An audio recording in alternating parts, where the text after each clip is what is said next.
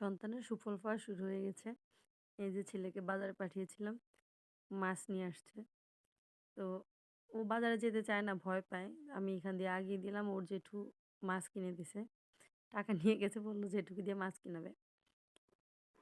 এই যে মাছ-টাছ নিয়ে আসছে। আমি তো অবাক হয়ে গেছি যে আমার বাবা বাজার করতে পারবে, আমি বুঝতে পারিনি। আর এই যে বড় বুড়িটা নিয়ে আসছে গামলা মাছ ঢালার জন্য। দেখি আমরা ছেলে কি, কি মাছ নিয়ে আসলো। এই যে এখানে আছে নদীর বেলে মাছ। আমাদের এখানে আঞ্চলিক ভাষায় মাছটাকে আমরা সুলেডাডি মাছ বলে থাকি। তবে এটা বেলে মাছই। এই যে আর সাথে নিয়ে আসছে ২ টা রুই মাছ। একটা মাছ অনেক বড়। ২ টা রুই মাছ আর হচ্ছে ইলিশ মাছ।